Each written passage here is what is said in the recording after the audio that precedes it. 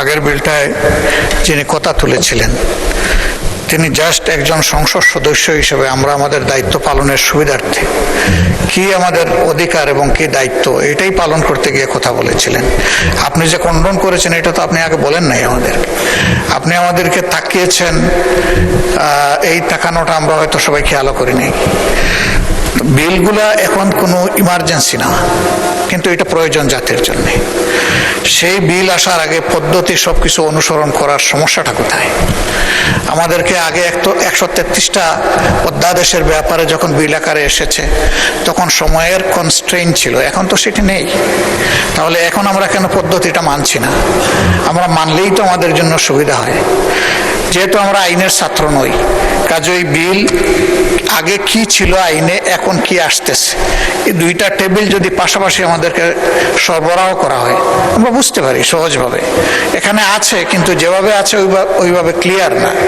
আমার অনুরোধ, বিধিতে যেভাবে আছে সেটা ফলো করে যদি আগানো হয় তাহলে আমরা উপকৃত হব, জাতি উপকৃত হবে, একটা সুন্দর আইন আমাদের সম্মিলিত প্রয়াসে তৈরি করা সম্ভব হবে। ধন্যবাদ মাননীয় স্পিকার। মাননীয় বিরোধী দলীয় নেতা, আপনাকে ধন্যবাদ। মাননীয় স্বরাষ্ট্রমন্ত্রী। আপনাকে ধন্যবাদ। প্রথা হচ্ছে আইনটা যখন অবিলম্বে বিবেচনার্থে গৃহীত হওয়ার জন্য প্রস্তাব করবেন তখন যে কোনো সদস্য এটা জিজ্ঞেস করতে পারে যে আমি 3 দিন আগে বিল পাইনি, 7 দিন আগে নোটিশ পাইনি। কিন্তু উত্থাপনের বিষয়টা এরকম যে আজকে তো এটা পাস হচ্ছে না, উত্থাপিত হচ্ছে, প্রপার্টি অফ দ্য হাউস হবে। ওনাদের কাছে যে বিলের কপিটা দেওয়া হয়েছে সেই বিলের কপির সাথে কম্পারেটিভ স্টেটমেন্টটা চাইতেই পারেন, খুবই বৈধ।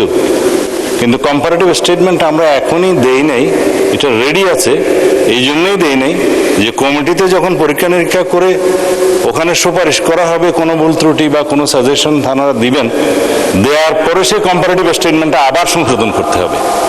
তো সেই জন্য অবিলম্বে বিবেচনার্থে গৃহীত হওয়ার আগে আমরা আবার বিল, কম্পারেটিভ স্টেটমেন্ট অ্যান্ড ওল্ড ল যেটা আছে এখন এক্সিস্টিং, তিনোটা আমরা একসাথে ফার্নিশ করব।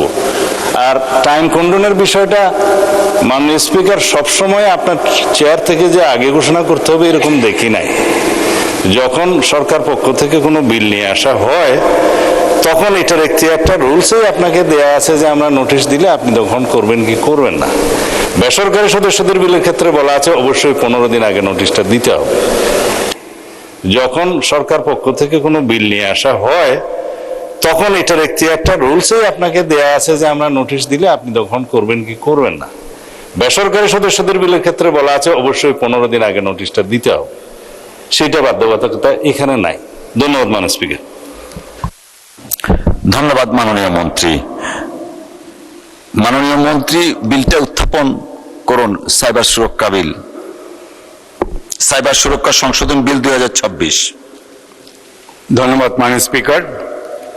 আমি ফকির মাহবুব আনাম, ডাক্তার যোগাযোগ ও তথ্য প্রযুক্তি মন্ত্রী, সাইবার সুরক্ষা আইন 2026 সংশোধন করে বাণিজ্য একটি বিল, সাইবার সুরক্ষা সংশোধন বিল 2026-এ মহান সংসদে উত্থাপন করলাম। ধন্যবাদ মাননীয় স্পিকার। ধন্যবাদ মাননীয় মন্ত্রী। সাইবার সুরক্ষা সংশোধন বিল 2026 মহান সংসদে উত্থাপিত হলো। আমি এখন মাননীয় ডাক, টেলিযোগাযোগ ও তথ্য প্রযুক্তি মন্ত্রী জনাব ফকির মাহবুব আনামকে সাইবার সুরক্ষা সংশোধন বিল 2026 পরীক্ষাপূর্বক সংসদে রিপোর্ট প্রদানের জন্য আইন, বিচার ও সংসদ বিষয়ক মন্ত্রণালয় সম্পর্কিত স্থায়ী কমিটিতে প্রেরণের প্রস্তাব উত্থাপনের আহ্বান জানাচ্ছি। ধন্যবাদ। মাননীয় স্পিকার, আপনাকে ধন্যবাদ।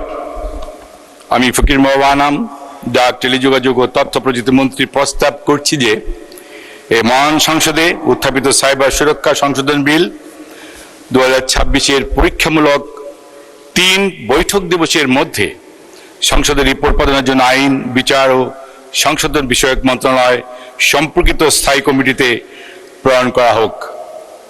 মাননীয় স্পিকার, আপনাকে ধন্যবাদ। আপনাকে ধন্যবাদ মাননীয় মন্ত্রী।